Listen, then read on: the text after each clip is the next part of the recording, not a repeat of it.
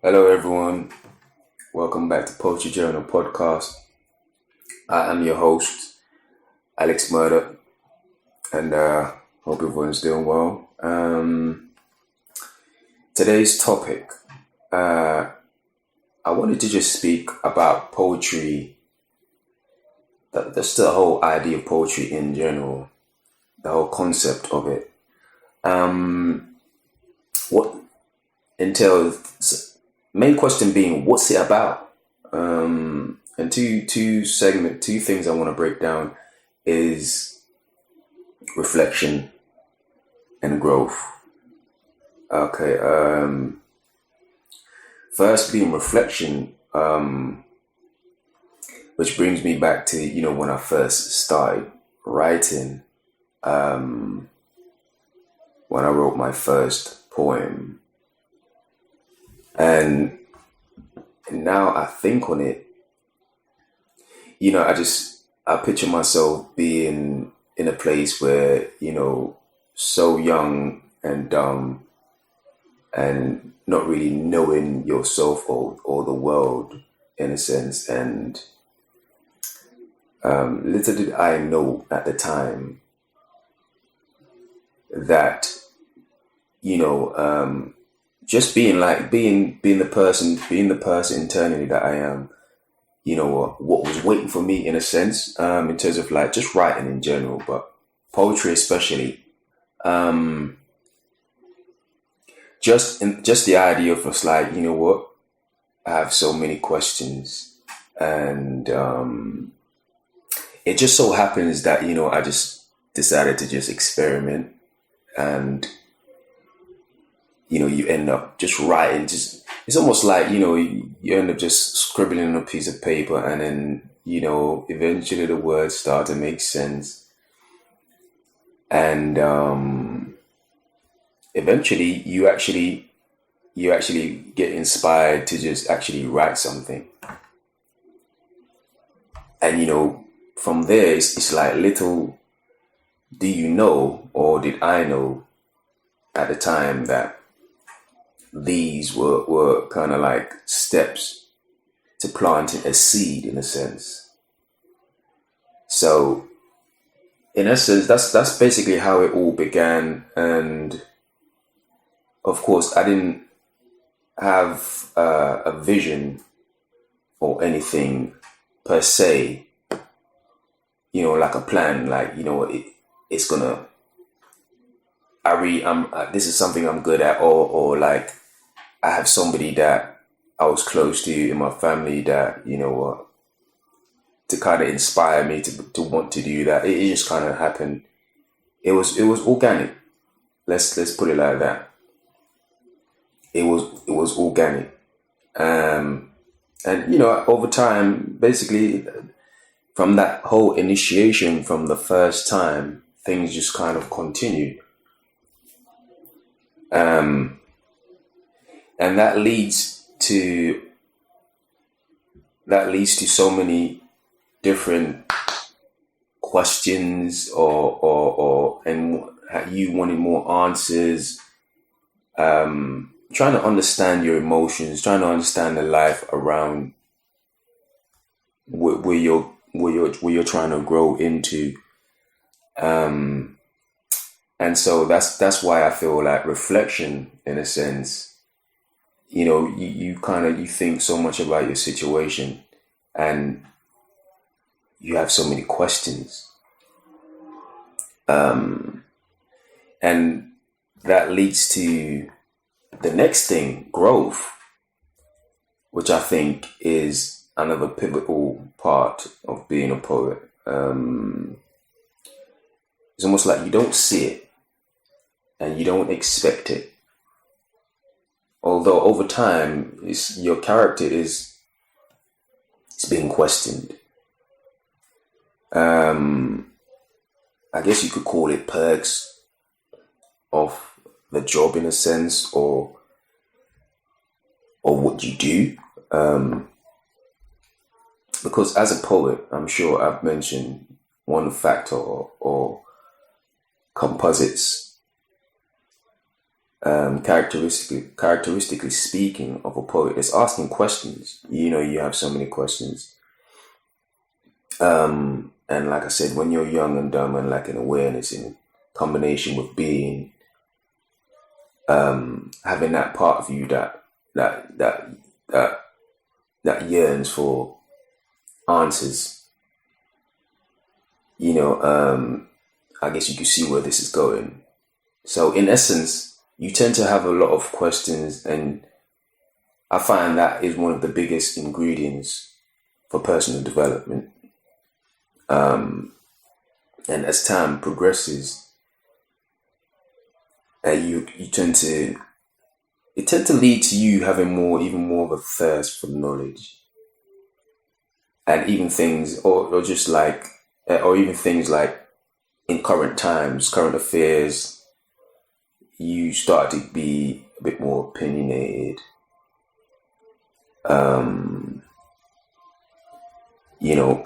On different things that, of course, once you know about it, you want to speak on it, you want to express on it.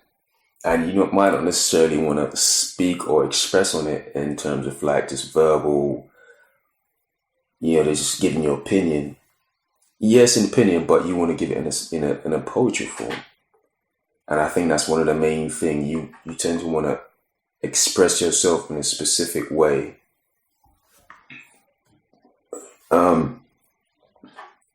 For example, your experiences. My idea, my poetry was born from like love poetry. So, and I find that is a very sincere form of poetry. There is no hiding. You have to just be honest.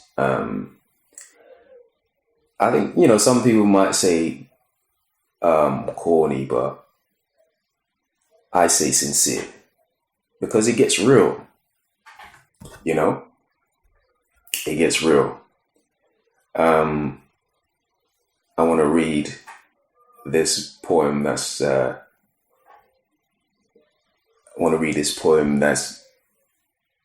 I've always, it's one of my favorite pieces, and I've spoken about it many times, but it just fits this whole idea of what we're discussing right now, because these are one of the pieces that, kind of encapsulate everything I'm speaking on. So, will you remember me? The contrasting moments that covets me. Will you possess the ability to share the burden and be as open as thee?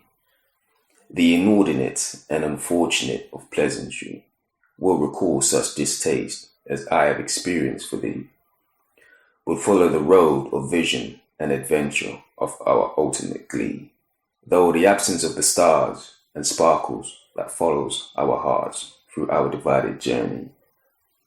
We are at liberty to be in contempt of our own resulting destiny, unworthy of the fortunes of our meeting and induced sanity. We will forever be bereaved of our foundations that resulted in our demise deliberately, compositions not joined and refined ultimately. Life shows a living of divine and dedications till it be, irrespective of our wants and needs to be with thee in glee. Memories of contrasting pandemonium and emotions shall be revealed within time by destiny. And for me, these are one of those poems where it's just like, wherever I'm at, whatever situation is, it can always just captivate my mind in terms of like, if only just emotions alone. Will you remember me? And for me, when I think about this here and now and just speaking on it, of course, let me just add that this is the first poem from my first ever published book, poetry book, poetry journal, the very first poetry journal, Dream, Imagine, Express. And you can find this on Amazon. Just search for Alex Murdoch and it should pop up, or you just, the title of the book, Poetry Journal, Dream, Imagine, Express. But as I was saying, when I read this poem now, and what comes to mind in just the context that we're speaking on, clutching to grasp. And what I mean by that is just trying to understand, just put myself in the place I was at when I wrote this, and that's why I say clutching to grasp. Just trying to think about, what the situation was that created where I was at the time in that situation, and just figuring to cope, trying to find a way to cope with my emotions, my situation, convoluted and constant turmoil. And that was, I would say, that's a summary of how I felt at the time. And these are the things I remember now, and those are the things that I think just capture where I was. And I say these things because I was trying to figure out,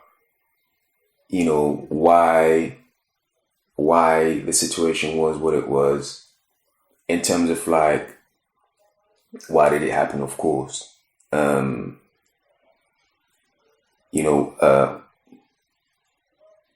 These things come to mind now. Just reading the piece, looking back where I was when the situation was inspired, and it always takes me back to that place. Just thinking about the title alone, asking a question.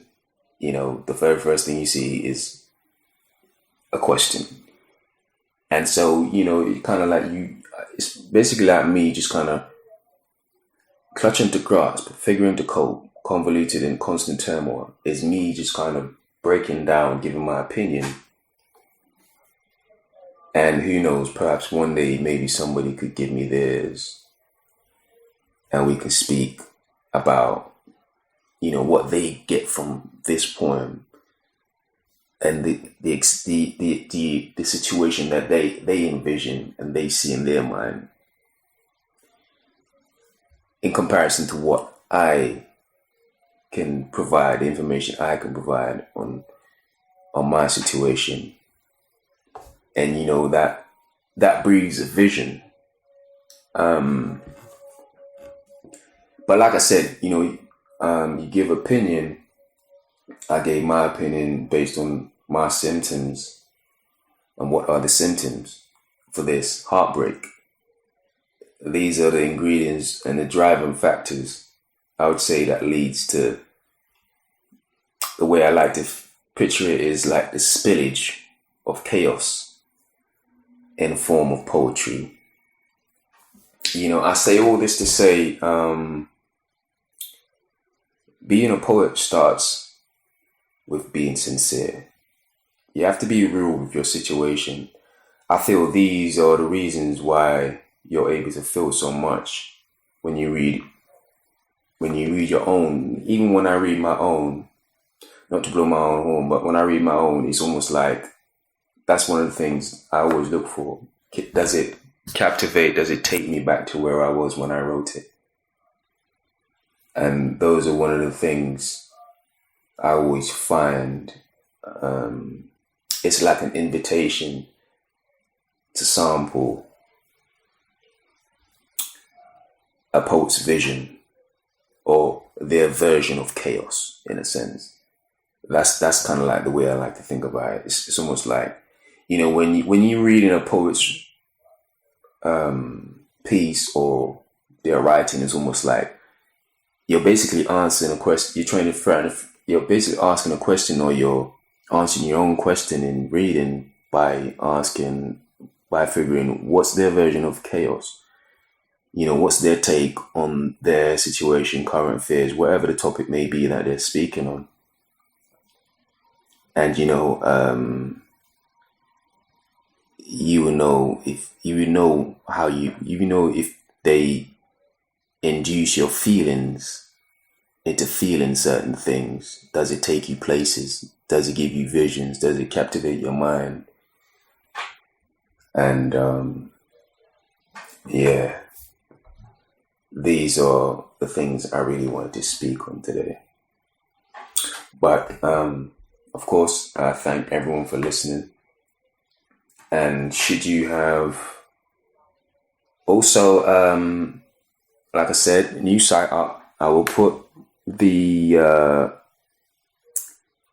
Earl with this episode, and you can select and subscribe to my new site through the link, and just subscribe, and you will have a free ebook, or you will have this poetry book waiting for you when you subscribe. But of course, thanks to everyone for listening, and I'm planning to have a guest soon for sure. So just stay tuned, and until next time. So peace out. Take care.